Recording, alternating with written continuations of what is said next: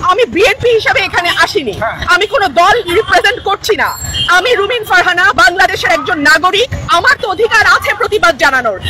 বরখাস্ত ম্যাজিস্ট্রেট তাপসী তাবাসসুম উর্মিকে সসম্মানে তার পদে ফিরিয়ে না নিলে কোটা আন্দোলনের চেয়ে বড় আন্দোলন করা হবে। এবার বরখাস্ত ম্যাজিস্ট্রেট উর্মির পক্ষ নিয়ে আন্দোলনের ডাক দিলেন ব্যারিস্টার রুমিন ফারহানা। আবু সাইদ ছিলেন সন্ত্রাসী, ডক্টর ইউনূস ৭১-এর ইতিহাস মুছে ফেলতে চায়, রিসেট করতে চায়, এসব নিয়ে ফেসবুকে পোস্ট করে বরখাস্ত হয়েছেন ম্যাজিস্ট্রেট তাপসী তাবাসসুম উর্মি।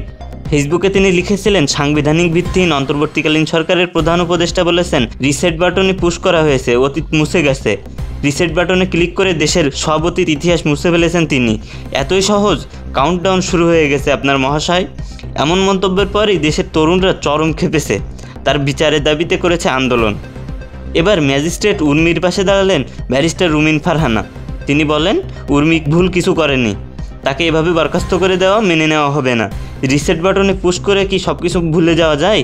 উর্মিকে অবৈধভাবে বরখাস্ত করা হয়েছে, তাকে সসম্মানে তার পদে না বসালে কোটা আন্দোলনের চেয়ে বড় আন্দোলন করা হবে। ডক্টর ইউনূস ভালো চাইলে এসব বন্ধ করুন, তা না হলে গদি থাকবে না।